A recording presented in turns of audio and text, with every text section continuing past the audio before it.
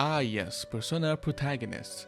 Blank and Silent are what these main characters are. Persona has a history of having their lead role to not have voice acting at all. Not entirely no voice acting, they do have voice lines when they're in battle, so they're not entirely silent as a lot of people say. But fighting grunts aren't what make a character's personality. What makes a person's personality is a person's characteristic way of thinking, feeling, and behaving. It is made up of the person's moods, attitudes, and opinions. Let's see Yukari for example. She has a personality and an attitude, a lot of attitude. She's the embodiment of a high school teenage girl. She likes to hate on Junpei, she likes Pink a lot, and she likes Makoto Yuki a lot to the point where she crashed out on her own friends just to get it back. There is substance to her personality, and adding to that substance is the voice acting, which ultimately makes her sort of a real character. Persona protagonists, they are blank slates. They do not seem to talk a lot, they don't seem to say a lot. But I would argue that they do still have personalities and not fully blank slates.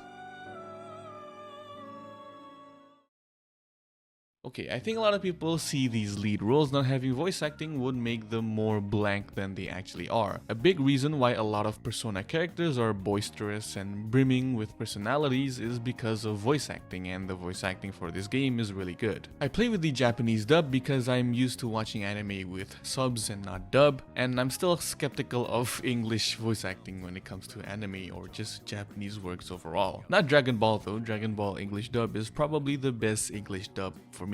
But I do see clips on social media and a lot of people play Persona in the English dub and it's actually pretty good. But I still prefer Japanese because that's what I'm used to. The English and Japanese VAs really bring these characters to life and it really polished their personalities. Not only that, the expressions that the characters make on their sprites depending on the situation also really adds a lot of character and personality to it. Now, the main lead roles do not have any of that. They don't make different expressions with their character sprites and they do not have voice acting. The reason for that is because they're designed for the players to essentially project themselves to the main characters. It's self-inserting. The game wants you to self-insert into these characters. There is no literal good reason for a game with a big budget like Persona to not have any voice acting for their main characters unless it's for self-inserting purposes. They designed these main characters to not have voice acting because they want the players to essentially form the characters to who they want it to be. That's why they also have different dialogue options that mostly do not have any effect whatsoever.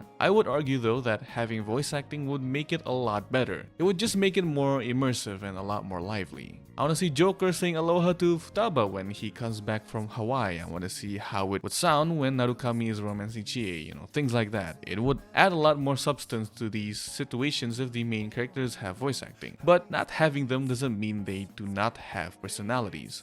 We can take in the context of the anime, for example. They do not have personalities and their lines are actually voiced. But it wouldn't be fair to use the anime as an argument because it's common sense. In the games, these protagonists have personalities, albeit them being very faint signs of personality. The predetermined dialogue options, story, and character designs are what combat the blank slates that they're supposed to be. These things are what give the Persona protagonists personality in place for their lack of voice acting and lack of expressions. First, let's start with the dialogue choices. Dialogue choices in every game that has ever existed are to give players a choice to form their own personality. We can see it in Telltale games, we can see it in Mass Effect, we can see it in Fallout. But with those games, the dialogue options are actually pretty essential to the whole story and to the formation of who your character is going to be. But with Persona, the dialogue options aren't actually that different or far with one another. A lot of choices are usually there just to give the player a sense of agency without really changing much of the story. But they still serve as a purpose to shape how the protagonist is perceived in the world. Despite them all being mostly created to be blank slate characters, they still have distinct personalities from one persona to another. People can tell that they all have different personalities without the voice acting. In Persona 5, Joker can respond in ways that make him cool and collected, snarky and sarcastic, or even something like a troublemaker. The dialogue options don't change the story, but they do give an impression of what kind of a character Joker is. Atlus's idea of Joker was for him to be charismatic and slightly rebellious, which is within the game's theme of rebelling against corruption. He's a high schooler falsely accused of a crime after all, so it makes sense that he is a sharp wit. In a lot of conversations, Joker almost always has a sarcastic or jokey dialogue option. I'm sure that a lot of you noticed this. When talking to Yusuke, he can answer in ways that can be indifferent with him or sort of making fun of him. That kind of dialogue option shows what kind of a person Joker is. Even though he is a silent protagonist, dialogue option showed a lot of personality, which ultimately combats the silent nature of the character. Even in moments where players couldn't control him, his in-game actions show confidence and his coolness. He has a thing for doing everything with flair, which shows that he is a cocky and confident person. During the prologue scene of the game, we can see that exaggerated swagger of a Japanese teen. I mean, who in their right mind would do things the way Joker does things? It's all so flamboyant, cocky, and flary. The same goes for Persona 3 and 4 protagonists. They also have predetermined personalities. In terms of dialogue options, they all can be pretty same with another. The options are always being indifferent, being nice, joking around, sarcastic, and exerting confidence. With those kind of dialogue options, it can show that Joker is playful and mischievous. Yu Narukami can be seen as someone cool and calm, hence being the Chad of the Persona protagonists, and Makoto Yuki is mysterious, depressed, and sleepy. And oh, he's sleeping again, and this time he's sleeping forever. So yeah, just the existence of the dialogue options in the game is somewhat combating the blank slate nature of these characters, even though it is ultimately you who chose the dialogue options to form the personality. I mean, I think it's obvious that these guys have their own personalities and you're just steering them in the right direction, kind of. If you choose a dialogue option that's different from another, it doesn't really change the whole conversation much. Just a couple of lines different and that's it. Like when you choose option 1 rather than option 2 or 3, they will respond to you according to the option, sometimes even responding in the same way. Then the next conversation won't change much if you were to pick option 2 or 3.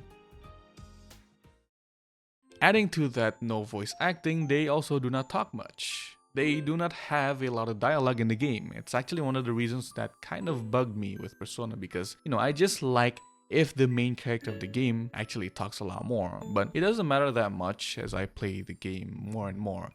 Anyways, they don't talk much for the reasons that I've explained before. Now, a good indicator of getting to know a character more is through what they say and just their dialogues, right?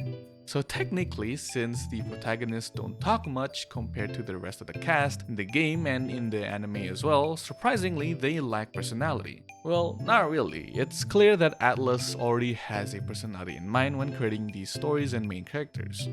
While they don't have long monologues or fully voiced conversations, they still act and do things in the story that proves that they are far from just badly written, emotionless characters. Their choices, even outside of the dialogue, shape the world around them, and the influence of these protagonists on other characters reveals a lot on who they are at their core. Taking Joker again as an example. Persona 5 is a game about rebellion, and Joker is at the center of this movement. He's always involved throughout the story as things unfold and progress. He is the leader of the Phantom Thieves. He ultimately decides on whose heart to change, the planning, and when to take action. A completely blank protagonist won't have this level of agency in the story. He does not need to talk much, not like he can though, but I feel like his personality and his whole overall character are mostly defined by his actions rather than what he says. That said, with Yu Narukami and Makoto Yuki as well. They're all the leaders of their own groups of the story, the investigation team and the Seize team. They're all reliable and charismatic leaders without having many words coming out from their mouths. It's almost impressive how this works. As I said before as well, their animations and designs are making up for the lack of talking from them. Joker, when he's in his normal form outside the metaverse, he's hunched back, he seems quiet, and seems like a nerd with his glasses and all. As soon as he's in the Phantom Thief outfit, he looked more confident, more cool, and looked a lot more charismatic. Same with Makoto. In the normal daily life, he's hunched back and very aloof. But when he's in Seize mode, he seems a lot more reliable and cool while still exerting that mysterious cold aura. Difference between the two is that Joker is confident and wants to stand out, while Makoto doesn't want to stand out, but he's just cool as the default, I guess. That's why Joker is a lot more theatrical and dramatic with a lot of his in-game animations. Yu Narukami, his in-game animations are hard to tell since this is a pretty old game with no remasters, but his design is a lot more different from the usual loner look that Joker and Makoto have. Yu Narukami's design is a lot more outgoing than the loner type. Like, you can see the similarities in aura between Joker and Makoto, but Narukami's aura is a whole lot different. That's the best way I can describe his design from a personality-wise perspective. Moving on, let's talk about how their personality is based on the game's themes. Each Persona game has their own themes. Persona 3 is about confronting death and the value of life, Persona 4 is all about discovering the truth, and Persona 5 is about standing up against the injustice of society. Starting with Persona 3, since it revolves around death and mortality, it makes sense that Makoto Yuki reflects the theme of the game when he is quiet, distant, and cold. He is introduced as someone who doesn't have much reaction and seems like he does not hold any deep attachment to anything. Even though he has a cool and mysterious aura, his personality aligns with the existential themes of the game. Throughout Persona 3, he interacts with characters that are struggling with the idea of loss, and despite his silence, he becomes a welcoming and guiding presence to them. His social links involve people dealing with regret, grief, or the search of purpose, which reinforces that Makoto is someone who listens, understands, and offers quiet support for them. With Koto Nishiomi from Persona 3 Portable, she is quite the opposite of Makoto Yuki. She can be seen as someone bubbly, upbeat, and cheerful, as her dialogue shows a broad spectrum of emotions. She is outspoken, blunt, and literal when responding and getting her points across. She is a sharp contrast to the male protagonist, who is very reserved and concise, where she, on the other hand, is not afraid to interject into conversations where her male counterpart would remain silent. But despite her cheery exterior, she eventually took a turn in her personality, becoming more like Makoto. The tone of her dialogue choices shift, ranging from indifferent to outright depressed as the game progresses, which still aligns with the game's theme of mortality and death. Next is Persona 4, Truth in the World and Within Yourself. That's the theme of the game. The game is constantly challenging its characters to confront their inner selves and accept who they are, which the shadows fulfill this role. Yu Narukami is someone who naturally brings people together, helping them through their struggles and encouraging them to face their own truths. His personality is a lot more open and social, which fits with the game's lighter story. He has the ability to form deep friendships with the people in the investigation team, which is key to solving the mystery of the game. The game emphasizes a lot on personal growth and that it comes through bonds with others. Narukami is the embodiment of that idea. He is very charismatic and fit to be a leader. He knows how to help their friends to face their true selves. He knows how to keep the team together, and he's just the main guy. For Persona 5, we all know that it is about challenging corruption from the higher-ups and standing up against society's injustice. Joker's personality is deeply tied to this theme.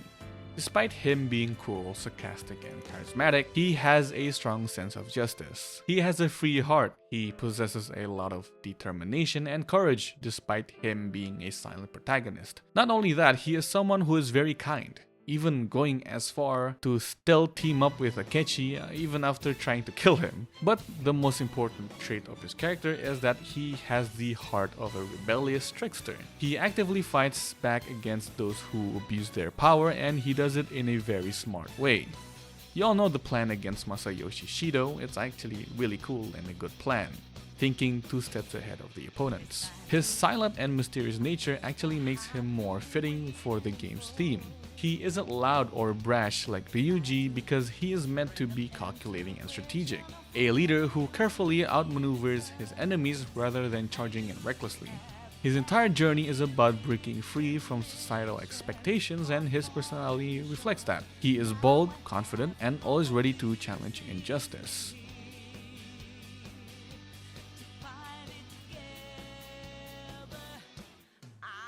All in all, Persona protagonists have their own personalities. Even though they are silent, don't talk much, and are supposed to be self-inserting for the players, I think with the story of each game, they need to have at least a somewhat established personality in order for the relationships and dialogues to make sense. So just because characters don't talk much and don't have voice lines, they still have personalities that can stem from their actions, dialogue options, design, and their animations. That is all. I'll see ya.